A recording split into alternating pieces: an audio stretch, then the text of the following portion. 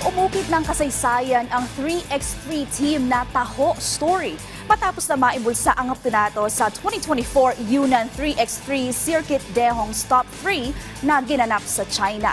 Yan ang ulat ni Daryl Oclares.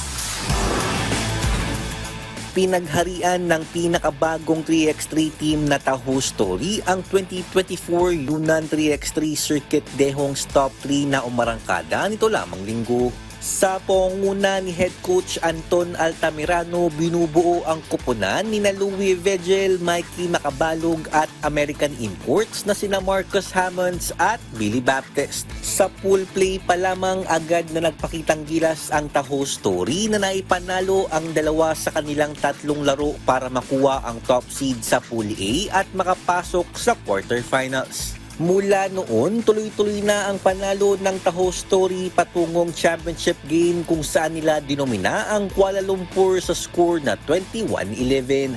Makasaysayan ang titulong ito dahil ito ang unang pagkakataon na nagkampiyon ng isang Filipino team sa Chinese 3x3 tournament. We face really good competition. Most of them nakakalaban din namin in other international tournaments. So talagang it was not really an easy task. We had to face the top teams.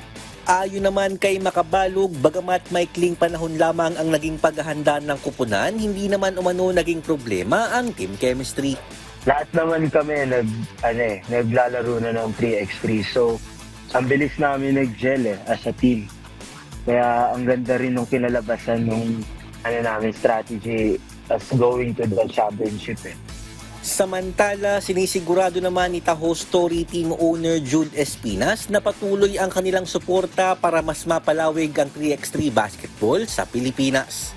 Yung na-offer nga sa amin tong ni Coach Anton and ni Mikey to be, kumbaga, maging part ng journey nila sa 3x3, which is yung nakita agad namin is halos di na talaga namin pinag-isipan. Nakita namin na magandang opportunity siya for Taho Story and also doon sa the Philippine team to represent our country. So step by step and malaking platform talaga tong 3x3.